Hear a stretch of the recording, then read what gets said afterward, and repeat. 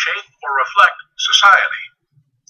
Digital libraries, electronic voting, global positioning, virtual communities. Americans work, play, think, and even feel differently from the ways envisioned by Jefferson, Thoreau, or Whitman. In an increasingly wireless and paperless world, Americans express themselves differently.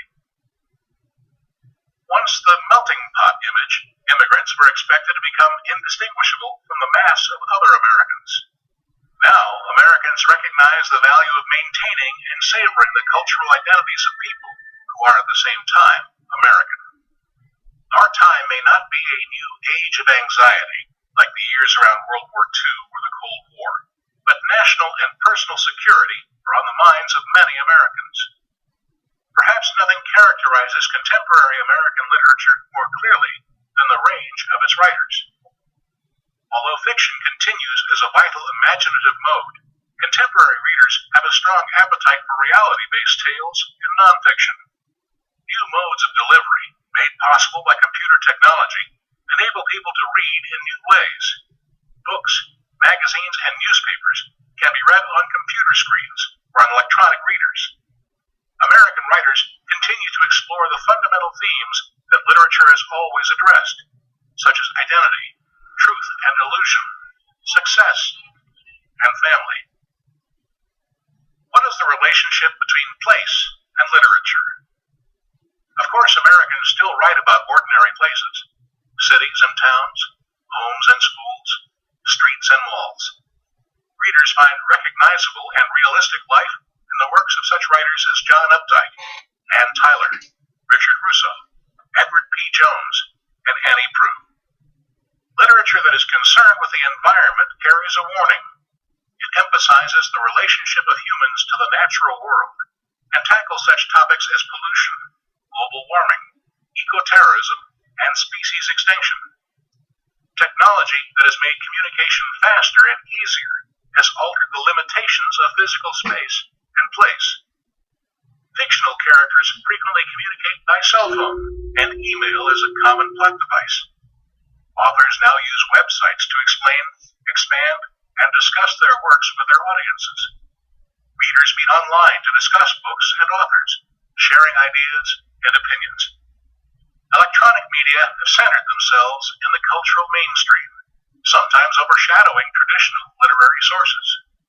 Contemporary readers are just as likely to meet a reference to the Starship Enterprise as they are to Captain Ahab's Pequod. Cultural merging is taking place.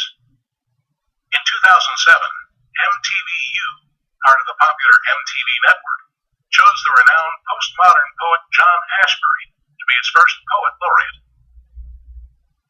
Cyber literature, such as hyperfiction and electronic poetry, is literature that is composed and experienced on computers. Hyperfiction offers nonlinear, multi-path, open-ended narratives that enable readers to travel around within a story, choosing where they want to go, deciding which characters and themes they want to follow. Electronic poetry uses the visual and oral capabilities of the computer to unfold new and colorful poetic experiences right before the reader's eyes. What makes American literature American? A literature reflects its people. Just as American national identity is a unique combination of the nation's mix of people, so American literature is a unique product of that mix. The definition of literature itself is changing. Just as nonfiction and fiction are crossing over, the popular and the literary are taking on each other's qualities. With all that is changing, however, the American literary tradition continues to flourish. Writers still produce fiction, nonfiction, poetry, and drama in forms and styles that time has tested. Hawthorne would recognize a story by Joyce Carol Oates, and Whitman would celebrate a poem by A.R. Emmons. Contemporary American literature is a lively and surprising art. Our writers carry on the legacy of the past while inventing a brand new future. Contemporary American writers spin new and amazing tales, as well as create new ways of telling old stories.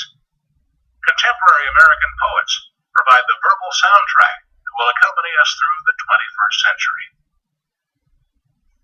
As you read, consider how the literature in this unit helps you to explore these essential questions.